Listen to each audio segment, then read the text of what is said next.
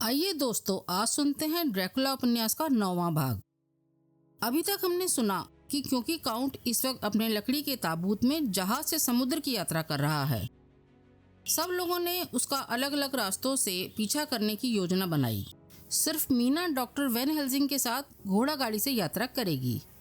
इस पर जब जोनाथन हॉर्कर ने क्रोध और नाराजगी दिखाई तो डॉक्टर वैन हेल्सिंग ने उसे मीना के माथे पर काउंट के द्वारा लगाए जख्म को एक बार फिर दिखाया और शांति से बोले कि यह मीना की भलाई के लिए है। मुझ पर विश्वास रखो, मैं उसकी पूरी सुरक्षा करूंगा। जोनाथन ने एक बार फिर बड़ी ही दुविधा से हाथ आकाश की ओर उठाए और सहायता की ईश्वर से प्रार्थना की। अब आगे।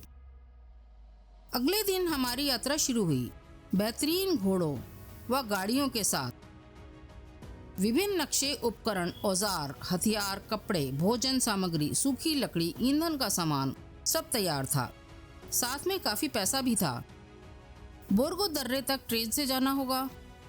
अगर काउंट किसी भी जलमार्ग से अपने किले में वापस जाना चाहेगा तो वह सेरेथ और उससे ब्रिस्टिजा से संगम का रास्ता ही होगा। ईश्वर के सहारे यात्रा शुरू हुई। हम एक भयानक साहसिक कार्य के लिए निकले हैं। मीना और वैन हेल्सिंग की यात्रा भी शुरू हो चुकी है। मीना ने कल्पना करी कि अगर जोनाथन भी उनके साथ होता तो यात्रा की बात कुछ और ही होती। वे दोनों यात्रा के दौरान कई स्थानों पर रुके। घोड़ों को चराने के लिए बांध दिया गया, आग जलाकर भोजन पकाया गया और फिर यात्रा शुरू की गई। मीना ज्यादातर दिन में बग्गी के पीछे सोती रही। उसकी भूख भी मर चुकी थी। रात को वे अधिक जीवंत और तरोताजा दिखती है। वैन हेल्सिंग अभी भी उसे सुबह के उजाले में पहली सम्मोहित करते हैं और जवाब में सिर्फ मीना कहती है कि उसे अंधेरा और पानी ही दिखाई दे रहा है। बोर्गो दर्रा आ गया है। मीना इस जगह को पहचानकर खुश हो उठी। डॉक्टर ने पूछा कि वे इस जगह को कैसे जानती है। मीना बोली, मुझे क्यों नहीं पता होगा, मेरा जोनाथन इसी रास्ते से तो गया था और ये उसने अपनी यात्रा के विवरण में डायरी में लिखा है। हल्की बर्फ गिर रही है। घोड़े शायद रास्ता पहचानते थे। वे धैर्य से चल रहे थे। हम घंटों से चल रहे हैं। मीना पीछे सो रही है। कोशिश करने पर भी वैन हेल्सिंग उसे जगा नहीं पाए। रात्रि होने पर मीना जागी। वे स्वस्थ और खुश लगी।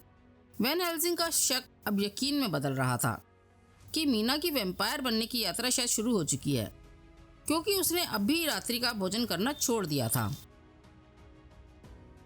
हम वैम्पायर के इलाके में दाखिल हो रहे थे और मीना उस वैम्पायर से दूषित है।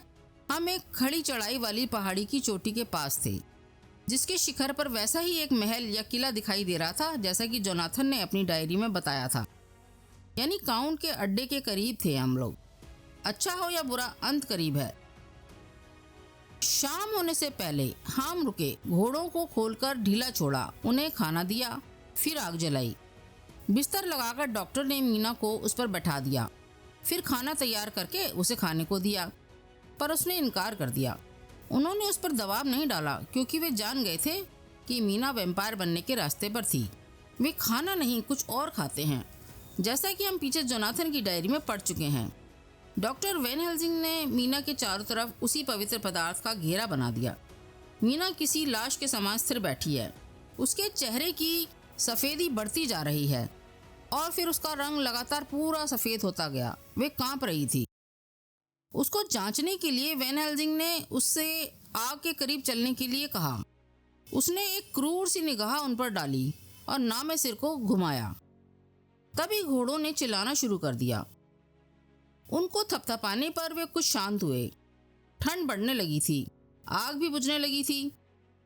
पर क्या वे बर्फबारी ही थी? बर्फ की उन लहरों ने 3 औरतों का आकार लेना शुरू कर दिया था, जो फरफराती सफेद झीनी पोशाकें पहनी थीं।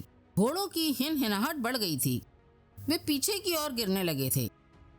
जोनाथन की डायरी में वर्णित वे तीनों पिशाचनियां हमारे सामने खड़ी थीं। घोड़े कांपने लगे, डर के मारे वे बेचैन हो रहे थे। उन 3 पिशाचनियों को देखकर मीना मुस्कुराई।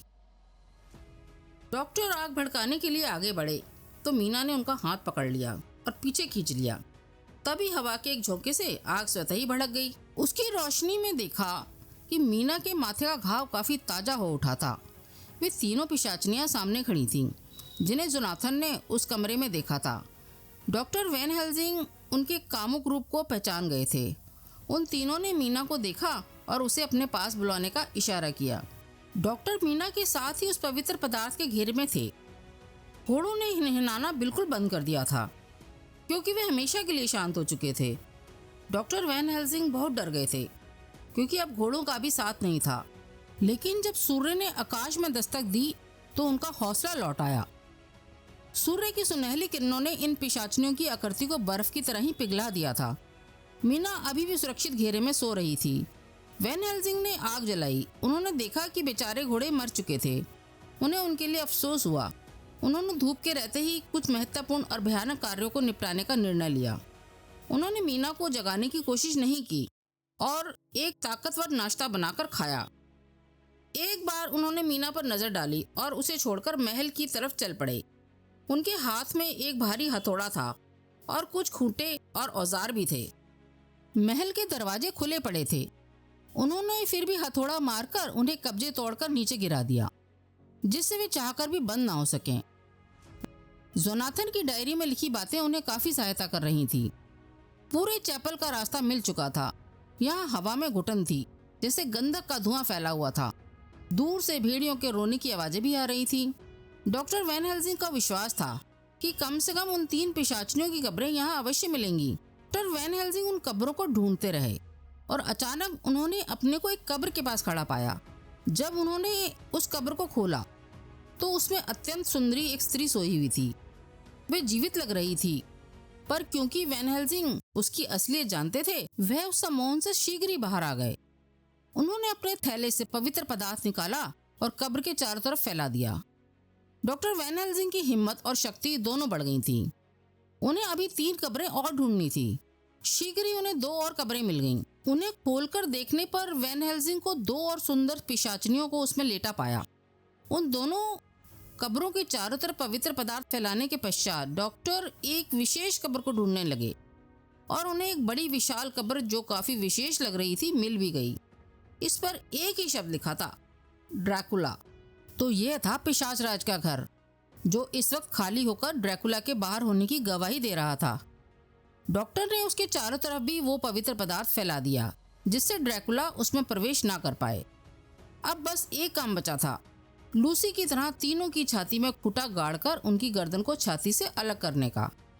वैन हेल्सिंग पहले थोड़ा कतराए, पर उन तीनों शैतानी औरतों को शांति और मुक्ति दिलाने का ये एक पुण्य का काम था। इस बात से प्रेरित होकर उन्होंने हिम्मत करके सभी के शरीरों को समाप्त कर दिया, जिससे उन्हें शांति प्राप्त हो गई और उनके मुंह से निकली कठोर चीखों से वातावरण गूंज गया। वैन हेल्सिंग का काम पूरा हो चुका था। अब वे महल से निकलकर तेज गति से मीना की तरफ बढ़ रहे थे। मीना जाग गई थी। उसने रोते हुए कहा कि चलिए इस भयानक जगह से दूर भाग चलें। हम चलकर मेरे पति से मिलते हैं। उसका शरीर कमजोर था, पर आंखें चमक रही थी। चलो, उसका कमजोर होना ही ठीक था, नहीं तो उसका स्वास्थ्य पिशाचिक नींद के आतंक से भरा होता।